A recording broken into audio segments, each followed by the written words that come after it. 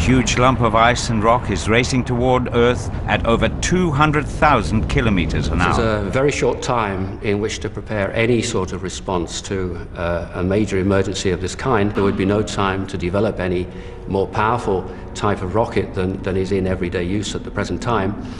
And that rocket would have to be refitted in about 12 months in order to carry a payload of some 4 tons. If this doesn't work, there's absolutely nothing we can do to avoid the greatest natural catastrophe that civilization has ever experienced. Something like that will release 100 million megatons of energy.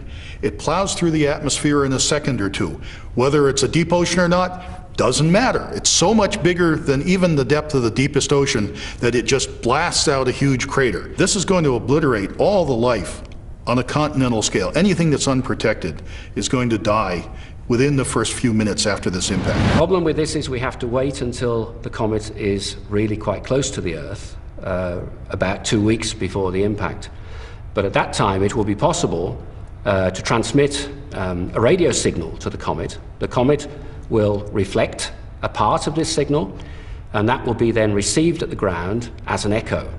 Now, the transmitted signal will have a particular frequency, and the echo will have a slightly different frequency. And on the basis of these radar data, that we will then be able to calculate exactly where on the surface of the Earth and at what time the comet will hit. I went out and interviewed people and asked them what were they doing to prepare. And what we found was that people who were older, people who had higher income and the ability to buy supplies, but also people who had an internal locus of control, those people who believed that what they do can make a difference to prepare, were more likely to prepare than those who had an external locus of control, those who believed that what was going to happen to them was determined by fate or by luck. The tremendous amount of energy involved in an impact of this magnitude would cause the release of charged particles.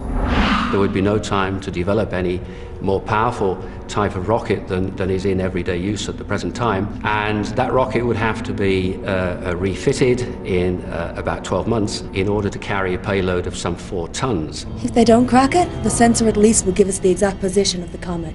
The vast explosive power of the warhead is dissipated into space. The comet remains on course for What's Earth. really going to cause the Earth problems is the high-speed ejecta that falls all over the Earth. This stuff has condensed from the vapor, it forms tiny little particles and rains back into the atmosphere all over the Earth.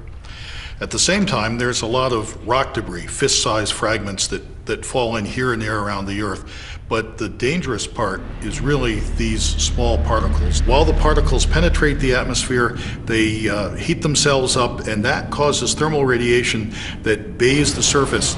The surface temperatures may rise as high as 600 or 700 degrees.